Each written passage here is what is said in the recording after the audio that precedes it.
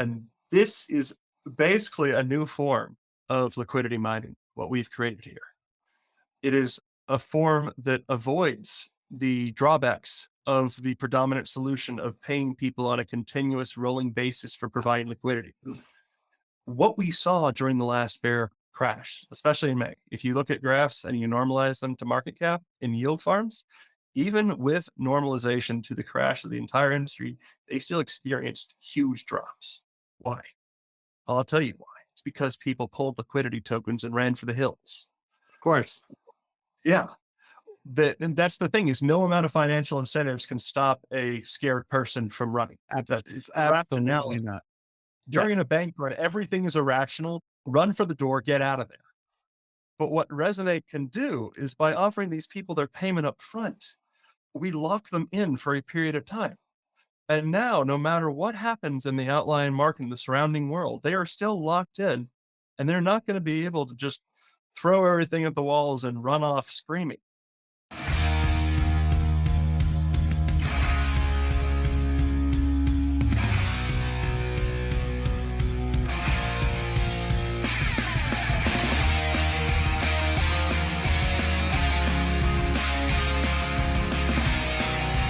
Welcome to Mission DeFi with Brad Nickel, where we explore projects in decentralized finance that are innovating and driving our mission of financial freedom forward. Thank you for listening. If you like what you hear, please subscribe, rate, and review Mission DeFi and spread the word by posting a tweet to the show. All opinions expressed by Brad Nickel or his guests are their opinions and do not reflect the opinions of Black Knox, Material Indicators, or any other affiliated organizations. You should not treat any opinion expressed by Brad Nickel or his guests as an inducement to make a particular investment, follow a particular strategy, or become involved with any project. A project being featured on the show is not an endorsement of that project in any way. This podcast is for informational purposes only. Now, here's Mission DeFi with Brad Nickel. I am excited to have back on the show. Rob, you were on the show January 3rd of this year. So we were right on the edge of cascading liquidations and chaos in this market. So anyway, I've got Rob Montgomery here from and Resonate now, a new project that they're launching. But Revest, I was so fascinated with because essentially Revest is the ability to lock value into NFTs. One of the primary use cases is being able to say lock tokens in. So people that have invested in a project could have their tokens locked. They could sell those NFTs and be able to not impact the market overall for a specific token. So that whole problem of investors dumping on users and holders could be avoided with Revest, but there's a lot of other use cases, I think, as well. Anyway, got off on a tangent there. Rob, welcome to the show. If you could introduce yourself, I'm going to tell everybody to go check out the episode from January 3rd because we get into a lot of your background there. But give us a little bit of background, how you ended up in this, and then let's dive into Revest and what's been going on. And then we'll get to hear about this really cool new protocol called Resonate, which I think is just brilliant. So let's run into it. All right. So it is a pleasure to be here again, Brad. Great to be talking to you once again. My name is Rob Montgomery. I am the CEO of Revest Finance, and I have been in crypto since 2013. Found out about Bitcoin in 2012 from, of all things, a Minecraft server that I used to play on. No, I don't know if I missed that detail last time. You did. I did. Good. So, really liked the idea, realized, okay, this is where things are going, and got in very early, bought 2.5 Bitcoin, spent one on a fake ID, spent the other one on Mt. Gox because I haven't been able to touch that one for, 7 or 8 years now. Well, there you go. Appreciating value. I am getting that back. I am pretty happy about that. Yeah. So I got in super early. I loved the concept of crypto. I evangelized it to my friends. I have essays that I wrote about it from 2013, still sitting in my Google Drive. Nice. And, I hung out just always on the fringes, never really getting into the programmer action, which is a shame because development has been a very big hobby of mine for over a decade now. So I got into that as well through Minecraft, wrote a Minecraft mod, and that was reasonably successful. Tore apart Java, learning that, did various projects over the years, but never really became a part of that industry. Honestly, don't know why I denied it to myself for so long. Half was afraid Sometimes it that takes time. I was honestly, I'll tell you what I think it was. I was afraid I'd end up sitting in front of a computer my entire life. But then I got so deep into what I did do, which was mechanical engineering and nanotechnology, that I realized, oh, I'm going to be in front of a computer my entire life, regardless. No matter what. Yeah, absolutely. No, that's perfect. That's perfect. I love it. Yeah. I was doing, You almost burned down your house mining Bitcoin. I remember. yes, I should probably mention that. So Yeah. back in 2017, I got into mining Ethereum. Oh, It Ethereum. was Sure. Ethereum. Yeah. It was GPU mining. So I had a 1070, I want to say it was, and I'd overclocked that bad boy because I didn't realize that when you're mining, you're not supposed to overclock. I've had a 4.7 stable overclock on that machine over there for 10 years, and I like overclocking. So I left it running, and one day I came home from school and it smelled like electricity. So I thought, oh, PSU's burnt out because it wasn't turning on. So I head over to Micro Center, buy a new PSU, come back, plug it in, turn on the computer, and the 4-inch flames start shooting out of the graphics card.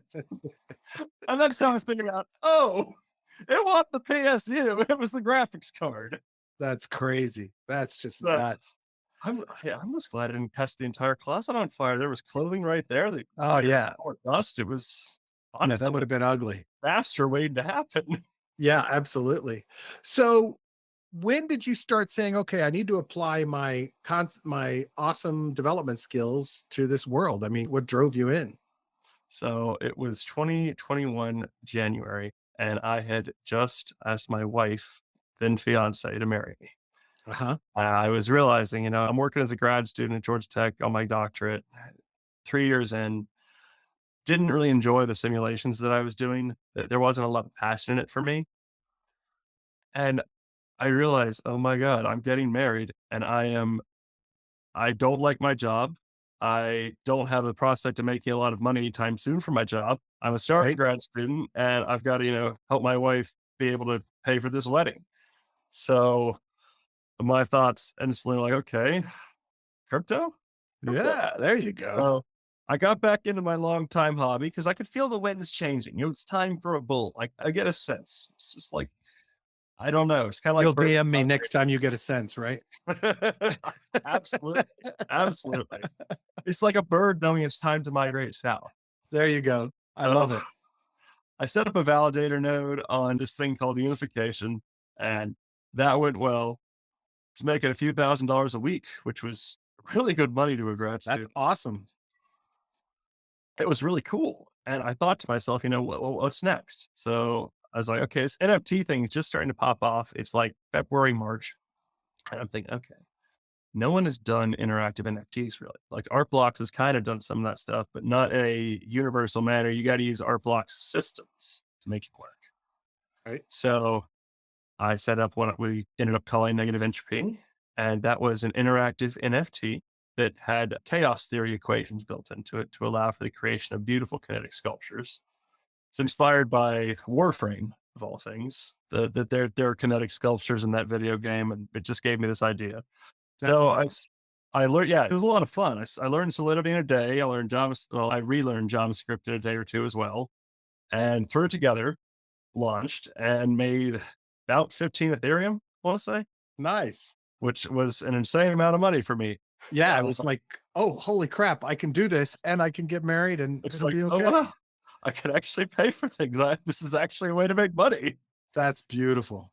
And I was just messing around, a few weeks later, and I had the idea for Revest. Like these NFTs, they're interactive. They have Solidity resources that they're talking to. Why not just have all this on the actual blockchain? That was it. That's awesome. That's, it's fascinating because, well, what year was that you 2021. Okay. Because, we hear a lot of talk about functionality with NFTs, but you're one of the few cases. I mean, look, we've seen, we're seeing some stuff happen now, like the Liquidity guys are launching this project called Chicken Bonds that has dynamic NFTs in it, but no like holding or functionality like Revest. But, everyone talks about that potential, but I haven't seen a lot yet. And so for me, you know, Revest is one of the few that I've seen that actually has functionality tied to these things. So absolutely. I don't know if I'm going to take a quick segue here. That's fine. Yes, we have changed, and I appreciate it. First off, we are one of the few who have real financial use cases for our NFTs. But we've gone ahead and changed the game again now that other people are showing up and doing, SVG based rendering. Right. We went ahead and we set it up so that now the NFTs have actual MetaMask support. Oh, So if you check the chat, I'm looking at it. Yeah, Rob just sent me a link, and it is what looks like one of their NFTs for click the Revest. top left. Yep. I'm flipping it over. Oh, are you kidding? What? Oh, dude, that's You beautiful. can withdraw, you can claim interest, all from within the NFT. So you built basically the functionality into the NFT itself to actually execute against what the NFT is capable of doing. So theoretically, an NFT could have DApp capabilities, functionalities connected to it. I mean, that's exactly what this is. That's amazing. There's the portability of an NFT and the functionality with that. Wow. Yeah. Wow. Hold on. I got to take notes. There's no longer, there's this, what we've done with Revest at this point basically allows anyone who wants to set up a dApp to be able to set up a dApp without actually having to code much front end at all. And for a lot of these, that's an incredibly useful set of tools. So walk me through how someone would be able to do that with what you have here. I wasn't expecting this, but So what they would do is they'd have to just come in, implement our standardized interfaces. They would be using our NFTs. So it would show up as our LEM55, but they can customize so many of the display values. And we are working on marketplace support to basically delineate, this is this project, this is that project, to the point that's a very worthwhile trade-off. Nice. What they do is they tell the NFT, hey, I want to display this information to the end user. And then they set up a config file that they publish with their contract that says, hey, this is the information you should display to the end user. This is the button you should display. And this is the argument that button should pass in. You could have multiple buttons. You could have multiple different functions. That one there that you're looking at is actually a VE wrapper. And if you owned it, you'd be able to see that it's got extend functionality buttons. So you can extend the lock period, just like a normal VE lock. It's got, claim rewards buttons built into it. And anyone who wants to can show up and implement this system right now. That's fantastic, man. And this is up now. This is a live. No front end development needed. You just write the Solidity, write the JSON file, you've got a front end. That's beautiful. Thank you. What a wow. Wow, that's functionality in NFTs on steroids. That's holy shit. We took Revest to the next level. We were in very good shape. Wow. It's So coming out. So we got off from your background, but let's talk about Revest. Was my description somewhat accurate at the beginning? I would say, yeah. Okay. It's definitely evolved to be a bit more, I would say, of an engine. What we realized after we launched is that with the way the markets were turning, there were not a lot of new projects looking to vest. Sure. So that to us was okay. And the projects we could find, I should also add, did not want to be charged against their principal because no one likes when you touch their principal. Sure. Yours already, 2% withdrawal fee is not popular. Right. So what happened was we came to the realization we built an incredibly composable system. We have an extremely powerful tool set. We can lock value, and we can lock value in more, abstract concepts. So rather than locking the tokens directly into the FNFT, we lock a position itself into the FNFT. And we took our planned expansion and basically just ran with it. This was something we conceived pre-launch, so it wasn't a hard pivot. It was, in fact, a very easy one. Right. We started off trying a few things that didn't work. NFT staking was one of them. Cash flow tools was another. What really hit for us, what really was our, break in that space was our work with Liquid Driver. Huh. That's the one you're looking at right now. That's a Liquid Driver NFT. Yeah. So Liquid Driver, they're these guys on Phantom, and that's where we headed. And they have VE curve system set up to distribute rewards from their project. What we did was we built a wrapper on top of that allows the VE curve position itself to be represented by an FNFT. Nice. The FNFT is a smart wallet that is the right to that VE curve position. And normally that's not even possible, but we came up with a novel smart wallet solution, allowing to create two opcode to facilitate it. Really? I will not get too into the details, but yeah, to give a very zooming back out to 1,000 feet, what Revest is a way to tokenize non-fungible, so unique financial positions into non-fungible tokens, and then trade those rights and easily move those rights around without locking that financial position to a wallet, as something like a VE curve solution has historically done. Because those positions, they are non-fungible. So people typically would be, okay, it's your wallet, but you can't sell your wallet. You can sell NFTs. And the marketplace on Phantom, PaintSwap, that has been supporting us, well, they have had enough volume to show that, yeah, there is a marketplace for this. And these That's things, awesome. tens of thousands Well, of dollars volume.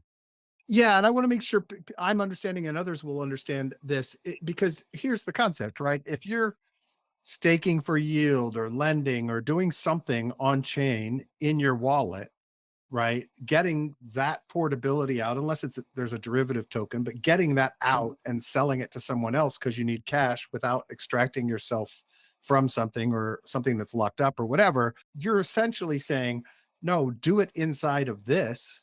And now you have something that has value that you can sell, and you can also present that value to people inside of the interface of the NFT that you're giving them. Yeah. Is that The right? general idea is the NFT infrastructure is so widespread that it is much easier to utilize those existing systems rather than trying to reinvent the wheel.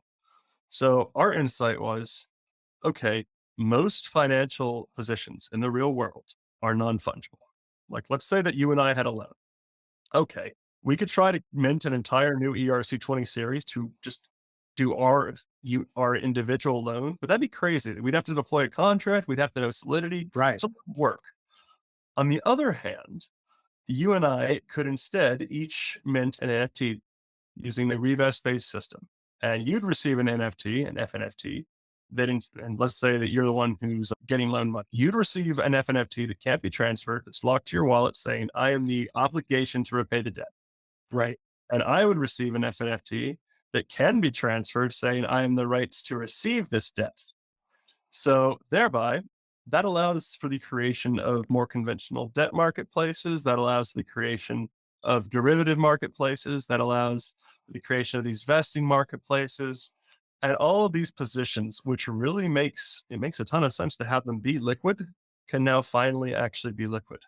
That's beautiful. I mean, absolutely. I mean, solves a huge problem across multiple use cases, but also, I mean, you were already a developer's platform because people could come in and you provided a GUI to make it easy if somebody wanted to just create these vesting token holders or whatever.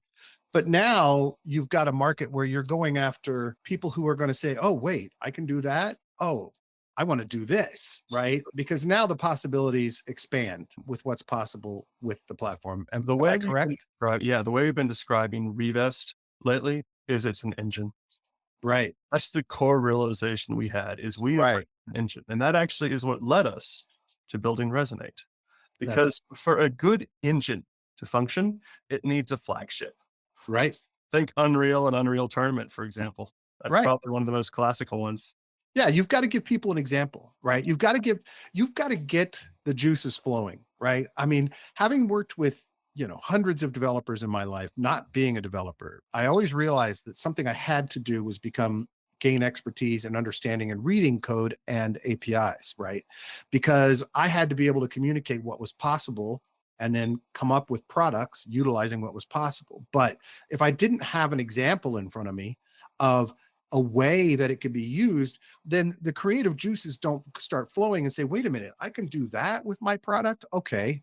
Oh, this is awesome. Right. And so I totally get it. I think this is brilliant to create Resonate around it. But I'm fascinated by the fact that you've taken this platform you had that had some inkling of developers can create stuff with this and basically said, we're going all in and we're extending the power of what we have. And here's an example of using it. So let's get into the example, which is Resonate, which is all by itself a really powerful concept as a product, right? Oh, I had one other question. Yes. Are you going to end up being the marketplace, or are people just going to use standard NFT marketplaces for this? So our thinking right now, and I don't think this will change, but Okay. we love the existing NFT marketplace infrastructure. We are already working closely with several players in that space, chief among them being PaintSwap. And I think that it's far more sensible to let the people who are in that niche focus on their niche and cooperate with them than Yeah. it is to, bridge out and try to, I guess, perform a gigantic horizontal expansion. And that's a big job. That's not something you can just say, oh yeah, let's just slap this up. Right. I mean, you need staff, you need team, you need everything for it. Yeah, I think that's totally sensible way to approach it. Okay. So now you have all this capability and functionality built into it. You want to demo what's possible with Revest. So Resonate. Tell us about Resonate. So with Resonate, what that system is, I think I talked about this idea previously on here. I may have. You may have, yeah. We really worked on that idea. I played it around in my mind. I've been thinking about it forever. And the general concept is separating the principal and interest rights on a yield bearing position and doing something with that economic value. Now, there are at least half a dozen people who've tried that in the past. Pendle, Swivel, Element, AP Wine, Yield Protocol, all these guys who've tried something very similar with ERC20s. And generally, they run into two issues. The first is using ERC20s. You have a fixed maturity date, you experience what's called theta decay, where the closer you get to maturity, the more the value changes, and the harder it is to pin down that value using an AMM. So that makes economic value generation complicated. That makes sense. Yeah, I'd say the second problem is, well, the second problem just stems from the first, is that you can't do anything with that system because Right. if you can't easily trade the value for other value, then it's very difficult to actually generate an economic use case and find a real business niche.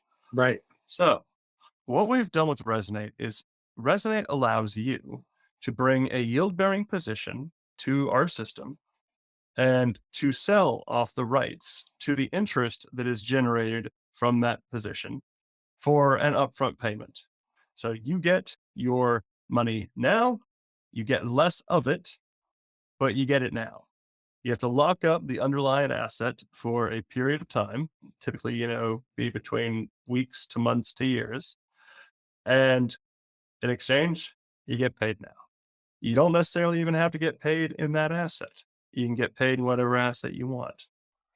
And I should probably start with our classical example because there are so many ideas buzzing around my head that usually it works well for me to start with that one, to drill down through that one so that people get a good understanding of how the system works.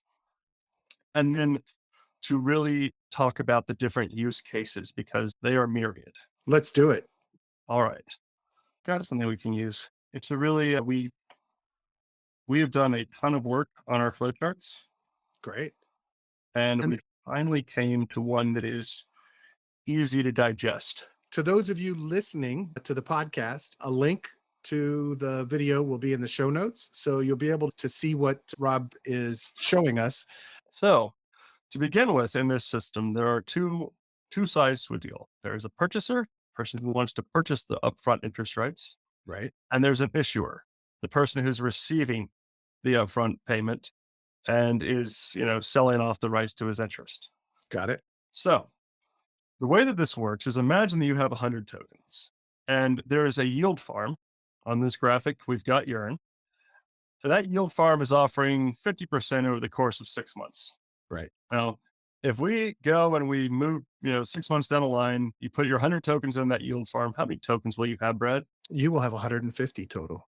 Absolutely. Thank you. I can't tell you how many people say 125. But Really? yeah, no, that does. Wow. Okay. Yeah, they hear APY and they overthink it. Thank That you. would have been embarrassing. Okay, go ahead. So, anyways, 150 is great, but you don't know what's going to happen in the interim. And really, you would like to get, some tokens now. That's your time preference. Okay. Somebody else out there has 30 tokens. And their entire feeling is, well, I just really want to maximize the amount of tokens that I'm receiving. Right. So they can come to you and they can say, all right, you know, instead of putting these 30 tokens in here for 6 months and getting 45 tokens at the end, I'd like to give you these 30 tokens now. You give me the rights to your interest, and I'll get 50 tokens in 6 months while you will get those 30 tokens up front. Nice. So the way that Resonate works is that each of them can come create a pool in our system. We call them pools. It's a lot like Fuse. And, they might say, okay, I'm going to pay out 25 tokens. The guy who's offering the upfront pay, the guy who's receiving it, the issuer says, no, I want 35. Finally, they compromise and agree on that 30 number. When that transaction happens, when they've both entered that pool, they are matched automatically. The guy who with the 100 tokens, his tokens are locked into the yield farm.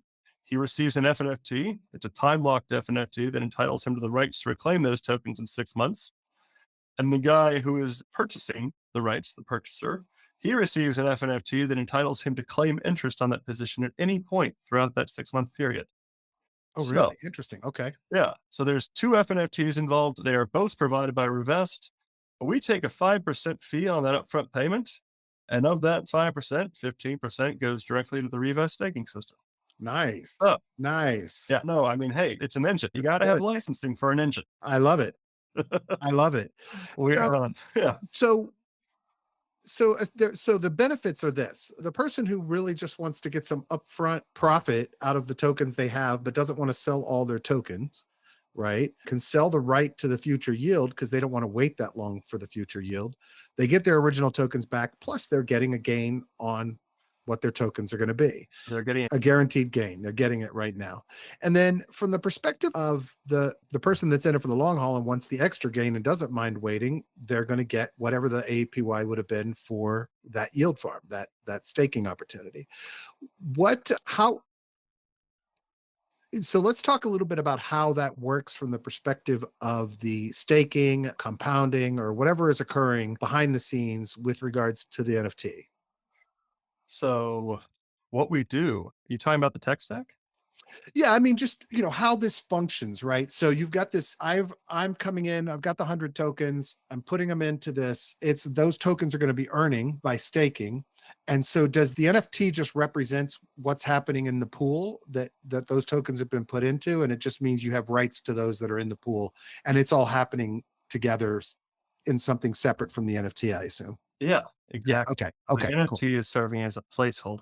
Got And it. that's how Revest reaches its greatest potential, is when the NFT is an integrated signal sender Sure. and locking mechanism. Those are the Right. 2 things that the FNFT is providing. It's providing a lock, and in the case of what we call a fixed return pool, which is different than fixed term, well, the address lock that's hooked up to the FNFT, which is the custom Nice. lock, it means that FNFT, the principal bearing one, will unlock until the interest bearing FNFT has accrued a certain amount of interest. In the case we just gave, that would probably be 50%. Very nice. So to build this, you guys not only are building onto a pooling mechanism to earn it so that the NFTs can claim rights to that, but you've also built, in this case, a little bit of a marketplace to match up folks together. It's an automated matchmaking system. Yeah. Nice. It's Very nice. it's what it basically does is it avoids the problems caused by previous attempts at this. Because if you, like I said, if the position has already started its unlocking period, its price is changing every single second because it gets closer and the amount of uncertainty decreases as it gets closer to that point at which it unlocks. What we've done is we've set up a system such that the economic value is constant because the unlocking period only begins after that transaction has been made. That's beautiful. It's fantastic. I love it. There's another really important user in this Yes. mix that has some potential benefits, and that is projects, protocols, DAOs. Yes, I should probably get to that because Let's do that. that's who we're targeting for the purchaser's role. So Nice. what I just described is the mechanism, the use cases that this thing powers. They get really interesting when you start to actually put your brain to it. So let's just look at the core functionality and think about, risk for a second. The person on the issuer side, he's getting his tokens up front and he's got 100 token long. And if he wants to, or if he receives the upfront payment in stablecoins, he can sell those tokens and take out what is effectively a short. So he's got a hedge now. He's got, 30% hedged of that 100 token long. That means that he's more resilient to market fluctuations. That's If awesome. they're liquidity tokens, he's resilient to IL. So he can protect his position basically and is able to safely long those tokens without having to worry about what's going to be happening in the markets for the next 6 months. All right. Meanwhile, you've got the purchaser, and the purchaser appears to be in a pretty naked long because he doesn't have any token. Yeah, He's exactly. got an NFT, but that's going to take time to accumulate. Right. So who's ideal for that position? Who is perfect? Perfect person for that is someone who suffers no opportunity cost. Someone who can't sell their tokens on the market, someone who can't put their tokens into a yield farm, someone who can barely even set up OTCs because of the complexity involved. That's a protocol. That's a Absolutely. perfect person. That's perfect. Yeah. So what we do is we go to these protocols and we say, okay, let's take an emissionary token as a good example. Okay. You are burning 50 tokens every 6 months per 100 tokens staked. That's coming out of your treasury. You can't replace that. You're inflating the market over time. That'll be a problem for you. And those protocols, and this is the first one, the first benefit. The second benefit I really want to dive into in a second, but I'm going to do Cool. the first one first. So they pay out 30 tokens now, and they purchase the rights to those 50 tokens in the future. That are going to be emitted. Right. Exactly. So they get 100 tokens locked up, and we'll talk about that in a second because those 100 tokens locked up is really huge for the mechanism this powers. But they get those 100 tokens locked up, and they get the FNFT. So they pay out those 50 tokens like normal. The staker, they've already gotten their 30 tokens. They don't care anymore, but they pay out their 30 tokens like normal and they get their 50 tokens back. So instead of paying out, 50 tokens over the course of 6 months, what they've actually effectively done is only paid out 30. They've reduced their burn rate by 40% through this mechanism. That's amazing. And the other thing that they've done that I'm now going to dive into for a second before I start talking about treasury regeneration and all the weirdness around that or stablecoin boosting is they have managed to align the incentives of their liquidity providers, especially their mercenary liquidity providers, with their own goals. And this is basically a new form of liquidity mining, what we've created here. It is a form that avoids the drawbacks of the predominant solution of paying people on a continuous rolling basis for providing liquidity. What we saw during the last bear crash, especially in May, if you look at graphs and you normalize them to market cap in yield farms, even with normalization to the crash of the entire industry, they still experienced huge drops. Why?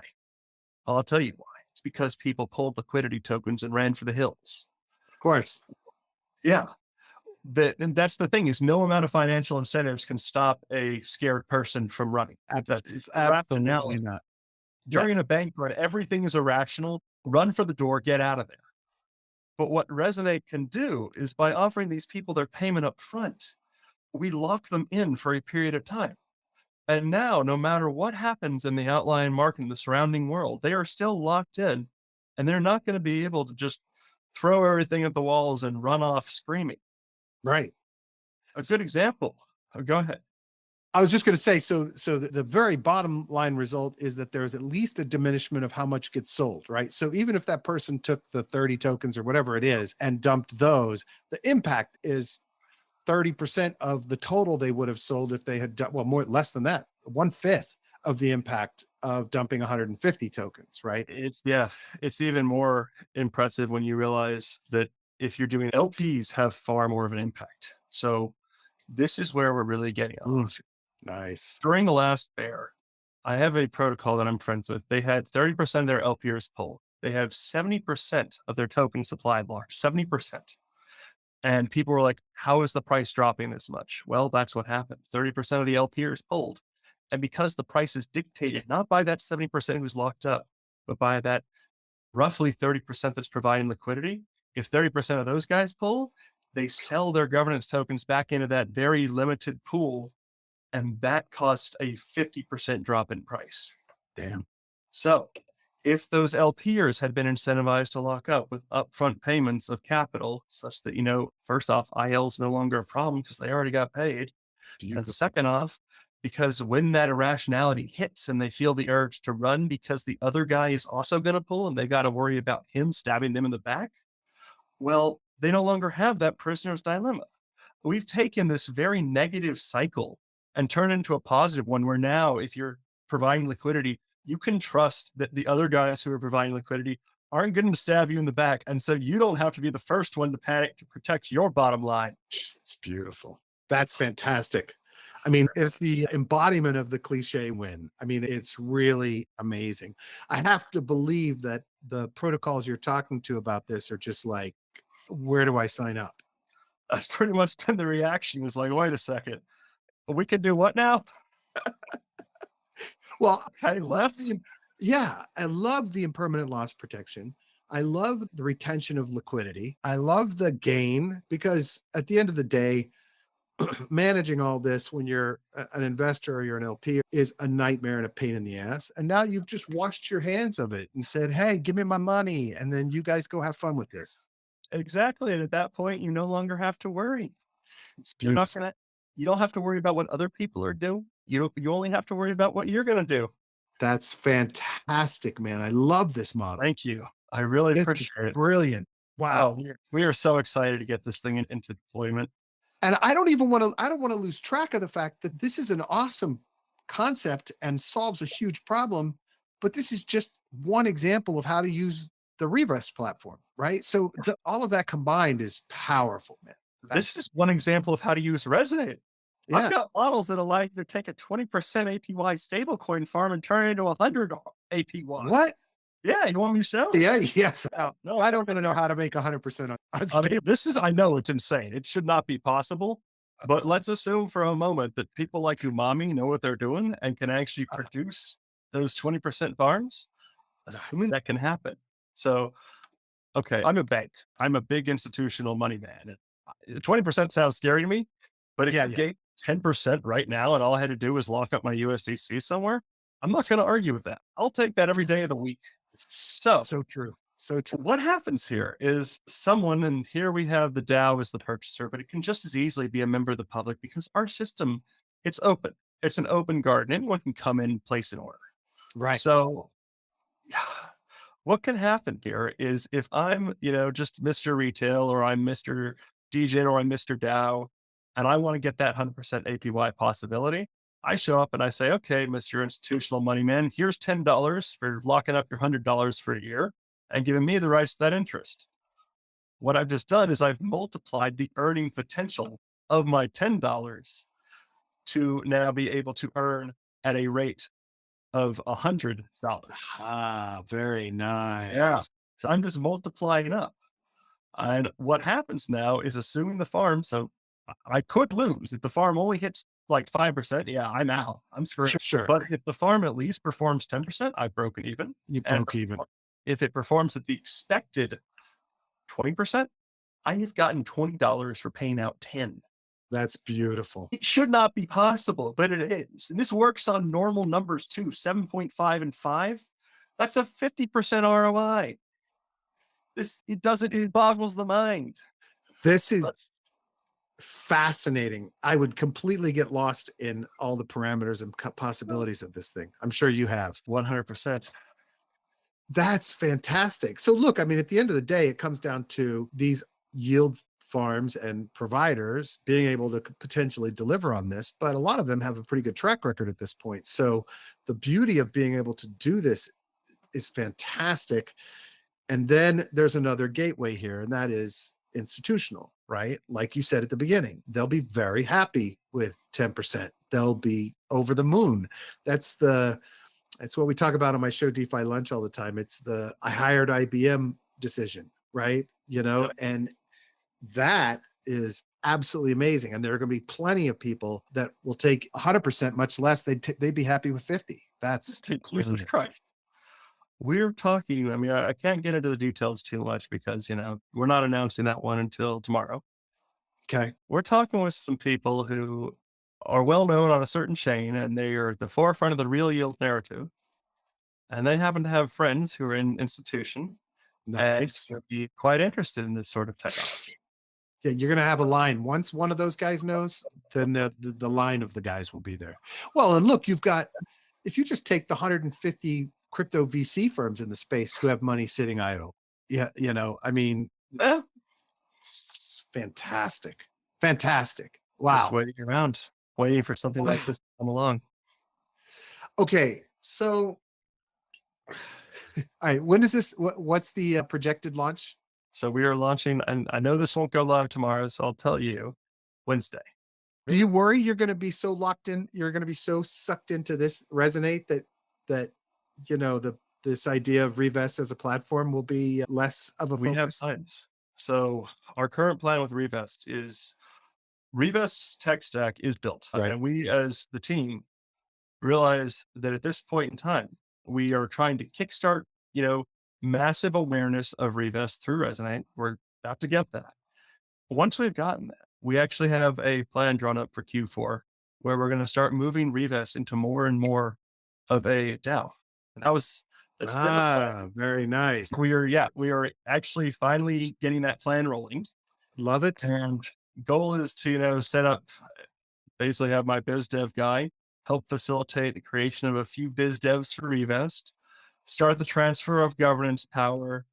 And really at that point, the main things to have are integration specialists. So draw from the community development groups and then sales guys.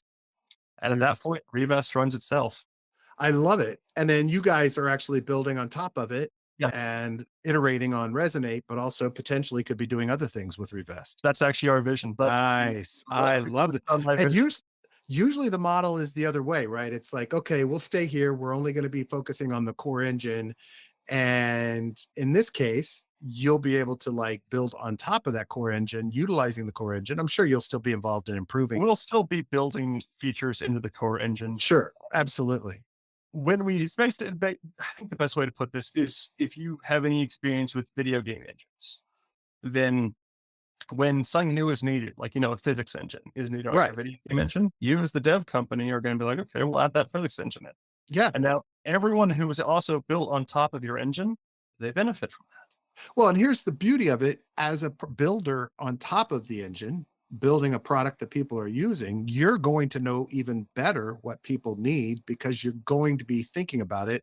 And then as you build things for that, you're going to build that into Revest. So it's about driving value back into our ecosystem and just getting the ecosystem out there.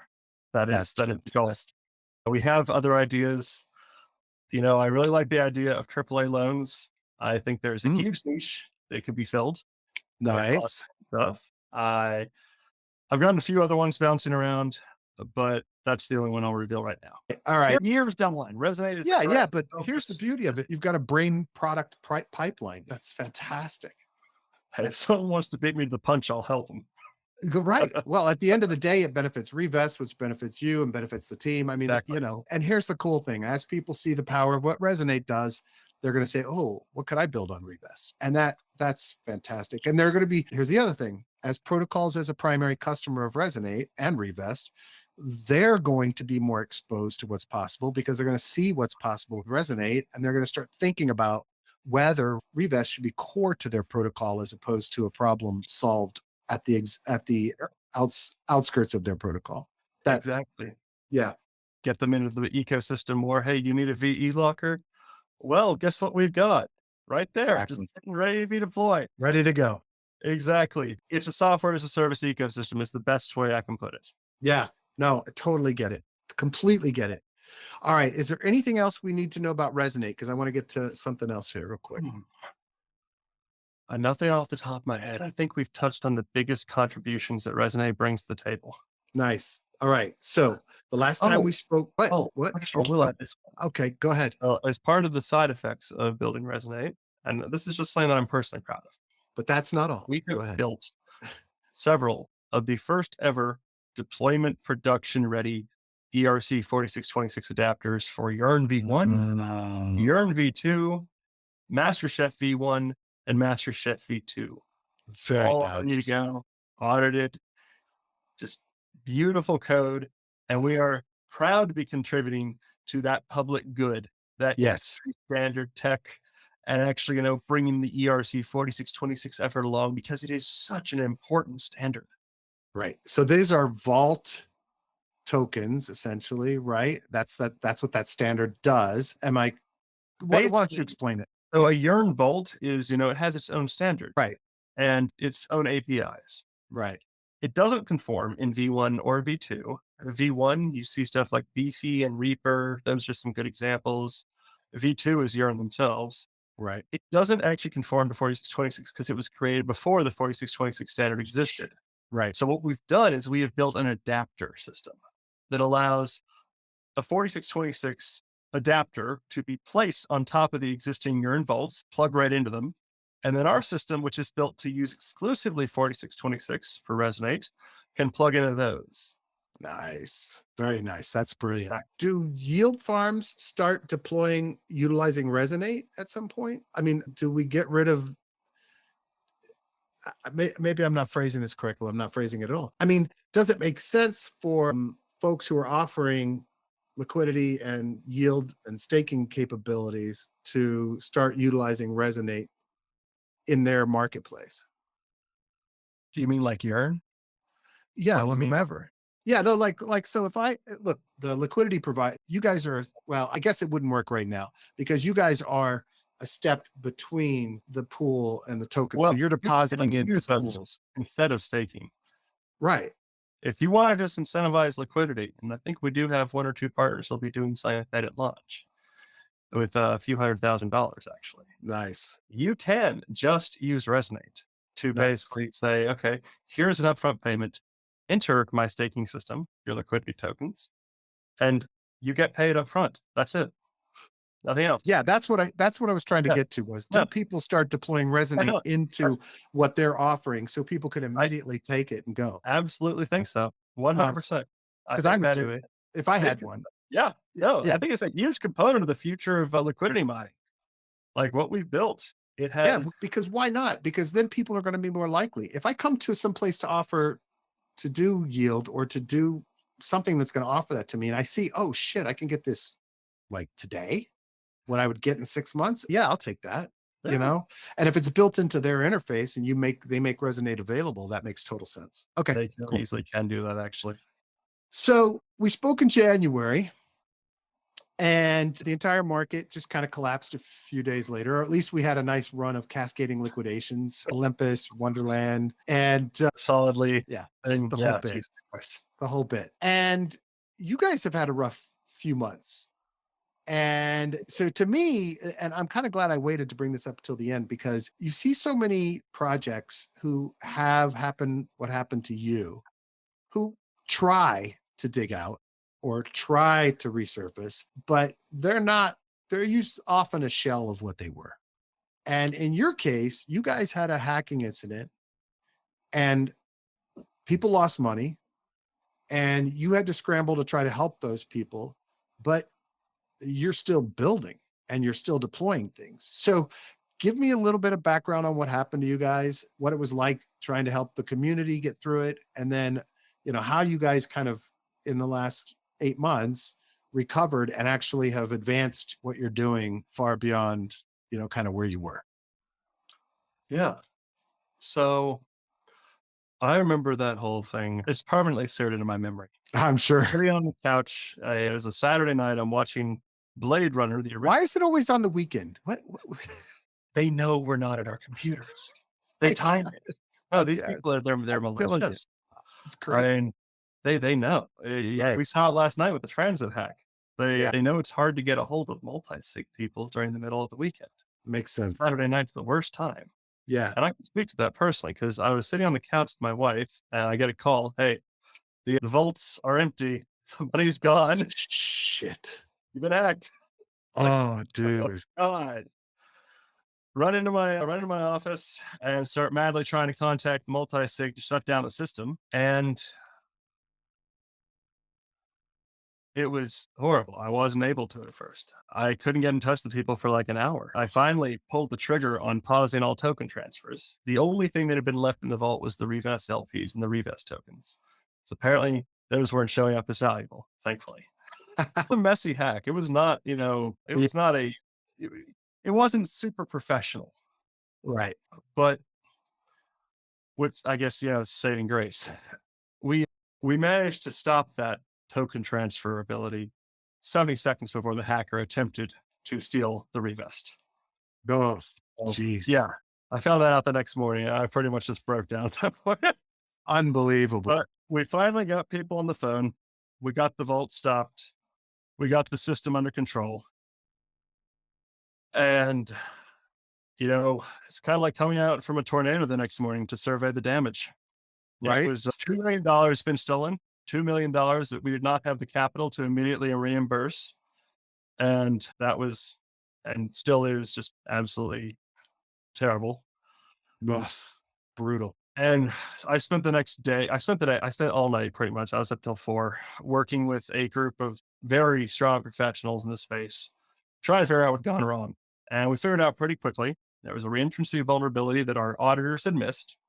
Solidity Finance, don't use them. They were not good. No. Oh, Uh, no. and then it allowed for the theft of all of our value. Oh, It was patchable, and we did patch it by adding a reentrancy guard to our system. right. We took it live again within a few days and started the slow recovery process. And what did that involve? Well, that involved making lots of checklists. That involved, okay, how did this happen? Oh, How did we as a company fail in allowing this to happen? Because, I mean, our security standards needed to be improved. I will say that. I mean, we had done the audit, but continuous integration, good DevSecOps practices, these were things that we needed to learn. And so we right. set about learning them. We went out and we spent a significant amount of money on buying audits. We got Zelic, one of the best up and coming firms in the space, and BlockSec, a true hidden gem who split off from PeckShield, well, fairly decent while ago. I would never have known about them, and they hadn't shown up during the recovery process the day after the hack and told us, hey, there's a secondary vulnerability in your contracts that you and the hacker have both missed. You need to fix that. And no one in the war room, no one else had noticed it. And Wow. these are some of the best devs in the space, and these random auditors. Unbelievable. I Unbelievable. know. So we fixed it. We hired those guys too. And yeah, they've gotten my repeat service. We set up basically, we were okay. The only way to recover from this is transparency, accountability, and setting up a plan for how do we prevent something like this from ever happening again. So we created a gigantic checklist on our website. Right. We set about, well, we attempted to run a fundraiser to, you know, I guess pull back in some of those lost funds. Unfortunately, that was an NFT based fundraiser that we launched in July, right as the Oh, NFT market collapsed. brutal timing. We'll do something in the future. I still want to help those people. However, one has to put one's own oxygen mask on first. Down the road, that we will be getting to that one. However, what we did is we put together a huge checklist of, what are the best practices we need to implement, what needs fixing, what needs improving in our corporate structure, in our, workflow as developers. We brought in a friend of mine, consultant from one of the big consultancy groups. So he understands, okay, these are best practices. We went through a huge checklist with him, figured out what needed to be improved. Bought 2 additional audits, set up an unified bug bounty, set up a break glass system to automatically offline the system, completely reduced our surface area to attacks, and basically just ran the gamut. We've successfully paid out a few bug bounties in the time since, Nice. and we took the lessons that we learned from that experience, which were unpleasant to say the least, and we've carried them forward with us. With the team, at that point in time, we'd gotten down to a pretty small team from many of the original people, I guess, losing interest in crypto as the market collapsed. Unfortunate, but a fairly common story in the industry. Sure. And so we rebuilt. We pulled in a fantastic project manager. We pulled in a fantastic business development director, pulled in some incredible Solidity devs and web dev. And we have just been on this uphill trajectory ever since. We That's took the awesome. lessons. Thank you. We took the lessons from security that we'd learned in that whole situation. We've applied them very aggressively to Resonate. Resonate has had massive bevies of unit tests being put out since day one. I'm sure. Of Hard Hat and Foundry, automated fuzzing systems that apply random data to it and attempt to break it. Wow. Had it audited twice by Zelic and BlockSec, with follow-ups from each, actually, as we made small additions here and there. We have had an informal audit from a key contributor to a very well-known DAO, and I will leave people to go look at our security and audits page. We have Nice. standardized our governance systems in the interest of full transparency, which are also now public. We have been working with a security research team from Georgia Tech called Pwn No More, made up Called of what? Pwn No More. They're a security research team out of Georgia Tech. They're a Nice. startup. And they Nice. have a massive network of white hats who they work with. And these guys, they've won DevCon multiple times. They hacked Safari. Very nice. They are very good hackers, and this is what they do. So we've had them review the code, and they cashed in on it a bit too. Nice. Very happy they found those bugs. Very happy I got to pay them. That's awesome. No, so we've been throwing everything in the kitchen sink we can at Resonate well before launch. They've got next gen fuzzing tech they're applying to it to, just see if they can break Resonate and Revest at the same time. And yeah, I can't be more happy and proud of us as an organization and how far we've come in our best practices, in our workflows, and in our internal accountability when it comes to code security. Sometimes the worst things are the best things. Yeah, I would definitely say we've come out a far stronger team and a far more mature organization from, going through that crucible. That is great news. Get knocked over 3 times, stand up 4. Yeah. All I can do. And look, not only are you coming out strong with that part of it, but you're coming out with, I think, a really powerful strategy. You're targeting the market at a time when people are down. And so they're gun shy about yield and both protocols and users, and you're making it better for everybody. You're providing a better solution for the liquidity problem and for the emissions problem to protocols. And by the way, protocols have treasuries, and protocols are going to be looking at your tech and they're going to be like, holy shit, I can do this. What else can I do? Which also opens the door for more opportunities for Revest and for Resonate. Wow, I'm really impressed. I'm very excited for your projects. Really appreciate it, Brad. That's Thank you. awesome, man. It's the kind of stuff I love seeing, like heads down, strategically focused, awesome use cases, and then building and delivering. That's it. That's all there is to it. That's beautiful. We have a dream. We want to reach that dream. The only way to do it is to work hard. Beautiful. This isn't a get rich quick scheme. You can't come into this industry thinking, oh, it's going to be all sunshine and roses. No It's way. not. It gets hard. Exactly. You got to keep at it. There's a reason we refer to it as an experiment, because it is a learning process. And here's the thing. The other cool thing about your platform is, and how you can build on it, is one of the biggest weaknesses in Solidity code and EVM and crypto DeFi is that startups don't get to iterate as easily as they do in the rest of the world.